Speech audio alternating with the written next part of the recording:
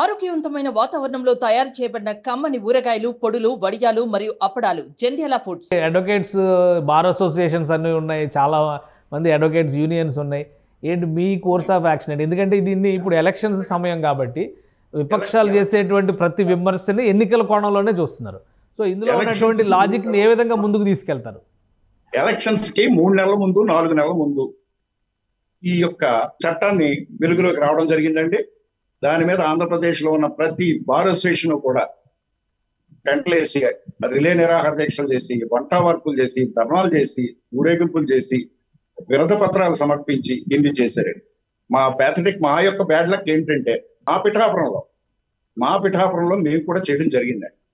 మా పిఠాపురానికి ఎంపీ అభ్యర్థి ఇప్పుడు ప్రజెంట్ అసెంబ్లీ అభ్యర్థి వంగా గీత గారు, ఆవిడ బేసిక్ గా అడ్వకేట్ నుంచే పాలిటిక్స్ లోకి వచ్చారు. మేము టెంట్లు వేసుకుని టెంట్లో కూర్చుంటే ప్రతిపక్షాలకు సంబంధించిన వాళ్ళు ఎస్విఎస్ఎన్ వర్మ గారు, ఇప్పుడు ఎంపీ క్యాండిడేట్ తంగెళ్ళ ఉదయ శ్రీనివాస్ గారు, వీళ్ళందరూ వచ్చి మాకు మద్దతు ప్రకటించి వాళ్ళు మాకు ఇచ్చిన హామీ ఏంటంటే మేము అధికారంలోకి వస్తే రద్దు చేస్తాం, అంతకన్నా వాళ్ళు ఇవ్వలేరు, ఇచ్చే పరిస్థితి కూడా లేదు. ఎందుకంటే వీళ్ళు అసెంబ్లీలో మేనిఫెస్టోలో కూడా పెట్టారు కదా, ఇప్పుడు ఉమ్మడి మేనిఫెస్టోలో ల్యాండ్ టైటిలింగ్ యాక్ట్ రద్దు చేస్తామని మేనిఫెస్టోలో కూడా పెట్టారు. వాళ్ళు మేనిఫెస్టోలో పెట్టారు, ఆ మాటే చెప్పగలిగారు. కానీ ఈ ఎంపీ అభ్యర్థి అయిన వంగా గీత గారు బేసిక్ గా లా నుంచి ఆవిడ ఇవాళ పాలిటిక్స్ లోకి వెళ్ళినప్పుడు కనీసం ఆవిడ వెళ్ళి జగన్మోహన్ రెడ్డి దగ్గరికి వెళ్ళి అడ్వకేట్ గా మాట్లాడుతున్నానండి, అడ్వకేట్స్ అందరూ కూడా అట్టుడికిపోతున్నారు, మేము రేపు 2-3 నెలల్లో మళ్ళీ ఎలక్షన్స్ కోసం వాళ్ళకి ఎలా వెళ్ళమంటారు మమ్మల్ని? ప్రజలకి ఇంకా అర్థం అవ్వలేదు మనం చేసిన చీకటి చట్టం. అడ్వకేట్స్కి అర్థమైంది కాబట్టి ఆందోళన చేస్తున్నారు. ప్రజల్లోంచి కూడా పూర్తిగా అర్థం అవడం జరిగిందంటే ఇవాళ వాళ్ళు ఎలక్షన్లో అడుగు పెట్టే పరిస్థితి ఉండదు. ప్రజలకి తెలియలేదు. ప్రజలకి ఎంతసేపు వాళ్ళకి ఎట్టి పక్క పొద్దున్న వెళ్తారు, సాయంత్రం వస్తారు, కూలి తెచ్చుకుంటారు, అంతకు తప్ప వాళ్ళకి దీంట్లో ఉండేటటువంటి లొసుకు తెలియలేదు. అడ్వకేట్స్ చెప్పింది వినలేదు. ఈవిడ కనీసం ఒక అడ్వకేట్ గా వాళ్ళ నాయకుడి దగ్గరికి వెళ్ళి మా పరిస్థితి ఎలాగ ఉంది అని చెప్పి ఒక మెసేజ్ కూడా ఇవ్వలేదు. ఇచ్చుంటుంటే దాని మీద హైకోర్టులో కూడా రిట్లు ఉన్నాయి, 17 రిట్లు ఉన్నాయండి వాళ్ళ. అక్కడ వాళ్ళు ఏమైనా ఎఫిడవిట్ ఇచ్చారు, మేము ఇంకా దాని మీద పూర్తిగా చేయలేదు, ఇంప్లిమెంటేషన్ చేయలేదు కాబట్టి దీని మీద లేదంటే వాళ్ళకి లేని కంగారు మీకు ఎందుకని చెప్పి రిట్లు పక్కన పెట్టి హైకోర్టు వారు కూడా అలా కూర్చున్నారు. ఎందుకంటే వాళ్ళకి ఇవన్నీ కూడా హైకోర్టుకు వస్తాయి కదండి. హైకోర్టు అడ్వకేట్సే కదా అక్కడ ఆ కేసులు వాదించింది, వాళ్ళకి మంచిది. హైకోర్టు అడ్వకేట్స్ కి ఇది ఫేవరబుల్. ముఫ్సిల్ కోర్టులో ఉండేటటువంటి ప్రతి న్యాయవాది మాత్రం అన్యాయం పొందుతాడండి దీనివల్ల. కానీ ఇందులో పొలిటికల్ యాంగిల్ మీరు టచ్ చేశారు కాబట్టి ఇప్పుడు మరి పిఠాపురం నియోజకవర్గంలో ఎమ్మెల్యే క్యాండిడేట్గా వంగా గీత పోటీ చేస్తున్నారు, పవన్ కళ్యాణ్ గారు జనసేన పార్టీ నుంచి కూటమి అభ్యర్థిగా పోటీ చేస్తారు. ఏంటి అక్కడ ఉన్నటువంటి ఫ్యాక్ట్ చెక్ ఏంటి? అలానే మీ ఇష్యూని ముఖ్యంగా ఈ ల్యాండ్ టైటిలింగ్ యాక్ట్ పైన కూటమి కూడా బలంగా వ్యతిరేకిస్తోంది కాబట్టి మీ ఇష్యూని వాళ్ళ దగ్గర రిప్రజెంట్ చేశారా? వాళ్ళే మా టెంట్లోకి వచ్చి చూసారండి.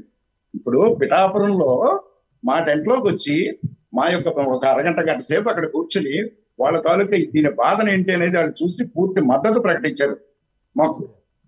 వీరు ఎప్పుడు మా యొక్క టెంట్ ముందు నుంచి 10 సార్లు వెళ్ళారు కానీ కనీసం ఆగడం కూడా జరగలేదు. గ్రౌండ్ ఎలా ఉంది క్షేత్రస్థాయిలో? ఎన్నికల హడావిడిలో ఇప్పుడు ప్రధాన పార్టీల నుంచి చూస్తే కనుక వంగా గీత గారు, పవన్ కళ్యాణ్ గారు ఉన్నారు కదా, పిఠాపురంలో ఎలా ఉంది? అంటే ఇక్కడ మా అడ్వకేట్ కమ్యూనిటీలో కూడా ఇప్పుడు కొంతమంది వాళ్ళు ఉన్నారండి. జగన్ గారు చేసినటువంటి ఈ పనుల కోసం వాళ్ళు అట్రాక్ట్ అయ్యి వాళ్ళు దానికి ఉండొచ్చు, కానీ వాళ్ళ భవిష్యత్తు మాత్రం ఖచ్చితంగా ఈ గవర్నమెంట్ అడ్వకేట్ యొక్క భవిష్యత్తు పూర్తిగా హరించడం జరిగిందండి యాక్ట్ పెట్టి. ఆ విషయం అందరికీ తెలుసు. లానేస్తాం అంటారా జగన్మోహన్ రెడ్డి గారు? డైరెక్ట్ బెనిఫిట్ ఇవన్నీ వర్కౌట్ అవుతాయా? ల్యాండ్ టైటిలింగ్ యాక్ట్ పైన ఉన్నటువంటి వ్యతిరేకత వర్కౌట్ అవుతుందా? లానేస్తాం 2 years ఇస్తారండి. 2 years అండి. అంటే ఈ రోజు ఎన్రోల్ అయిన వాడు 3 years, ఈ రోజు ఎన్రోల్ అయిన వాడు 3 years వరకు లానేస్తాం అని చెప్పి వాళ్ళకి ఇవ్వడం జరిగింది. కొంతమందికి ఇవ్వలేదు ఇంకాను. అది జరిగిన విషయం అండి. అయితే ఆ 3 years లో అతను రా స్టూడెంట్, ఒక సీనియర్, మంచి ఆఫీస్ దొరకాలి అతనికి. మంచి ఆఫీస్ దొరికితే ఈ లానేస్తంతో పని లేదండి.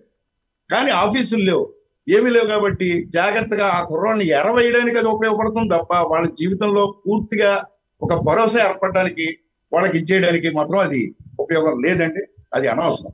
ఈ లానేస్తారు, ఈ యొక్క పథకాలు, ఈ అన్నిటికీ ఖర్చు పెట్టే లక్షలాది కోట్ల రూపాయలు ఇవాళ ఎక్కడో ఒకలా మాకు పిఠాపురంలో SEZ 2000 ఎకరాలు చివరండి, SEZ లో ఉంది, కాకినాడ SEZ ఖాళీగా సైట్ ఉంది. ఈ లక్షల కోట్ల రూపాయలు కనీసం ఒక్క సంవత్సరంలో ఉపయోగించి ఉంటుంటే ఇప్పటికి 4-5 బ్రహ్మాండమైన ఇండస్ట్రీలు వచ్చిన, బ్రహ్మాండమైనటువంటి యూత్ కి మంచి ఉద్యోగాలు వచ్చిన, ఇవాళ పురోగతిలోకి పిఠాపురం వెళ్ళండి. అందువలన ఏంటంటే యూత్ కానీ పేదవాళ్ళు కానీ ఈ రోజు ఖచ్చితంగా ఇవాళ పవన్ కళ్యాణ్ వైపు చూస్తున్నారు. ఎందుకు చూస్తున్నారు అంటే అతను ఒక విషంతో ఉన్న చంద్రబాబు నాయుడుతో జతకట్టాడు కాబట్టి ఆయన ఉద్దేశం ఏంటంటే ఈ పిఠాపురానికి మహాపుణ్యక్షేత్రం ఇది, దీని ఆధ్యాత్మిక నగరంగా తీర్చిదిద్దడానికి అవకాశాలు ఉన్నాయి అని చెప్పి ఉన్నాడు. కాబట్టి ప్రజలు ఇవాళ ఆయన్ని బ్రహ్మరథం పడుతున్నారు, ఎక్కడికి వెళ్ళినా సరే ఆయనకి ఇదిగా ఉంది. అది విషయం అండి. అయితే ఈ ల్యాండ్ టైటిలింగ్ యాక్ట్కి సంబంధించి ఒకవేళ అధికార పార్టీ నుంచి ఒక స్పష్టమైన హామీ వచ్చే అవకాశాలు ఏమైనా ఉన్నాయా? ఎందుకంటే ఇన్ని రోజుల ఆందోళన తర్వాత అయినా ఇప్పటికైనా ఎలక్షన్స్ టైం కాబట్టి ఒక హామీ వచ్చే ఛాన్సెస్ ఏమైనా ఉన్నాయా? ఆ విధంగా రిప్రజెంట్ చేస్తారా వంగా గీత గారికి కానీ వైఎస్ఆర్సీపీ నాయకత్వానికి కానీ? ఇప్పుడు వాళ్ళకి మంచి అవకాశం దొరికింది కదండి తప్పించుకోవడానికి. ఎలక్షన్ కోడ్ ఉంది, ఇప్పుడు ఏ హామీలు ఇవ్వకూడదు, అది ఒక్కటే. ఎలక్షన్ కోడ్ వచ్చేదాకా మాత్రం చక్కగా ఏమీ పట్టించుకోకుండా వ్యవహారం చేశారు. కనీసం ఎలక్షన్ కోడ్ వస్తుంది, ఫలానప్పుడు ఎలక్షన్ కోడ్ అవేళ నుంచి వస్తుంది అని తెలిసినప్పుడైనా సరే ఒక హామీ. ఈ ల్యాండ్ టైటిలింగ్ యాక్ట్ కోసం ప్రజలు ఏమీ భయపడొద్దు, ఇది మనం తీసుకొచ్చిన మాట వాస్తవమే, ఇదేమి ఇంప్లిమెంట్ చెయ్యం, మీకు అపకారం జరిగితే చెయ్యం అని ఒక్క నాయకుడు కానీ ఒక ఎమ్మెల్యే కానీ ఒక్కడు చెప్పలేదు. హైకోర్టులో రిట్లు వేసిన తర్వాత వాళ్ళు హైకోర్టు అడిగితే సమాధానంగా ఏమని చెప్పారు, ఇంకా పూర్తిగా ఇంప్లిమెంట్ చేయలేదు, పక్కన పెట్టాం అని చెప్తున్నారండి.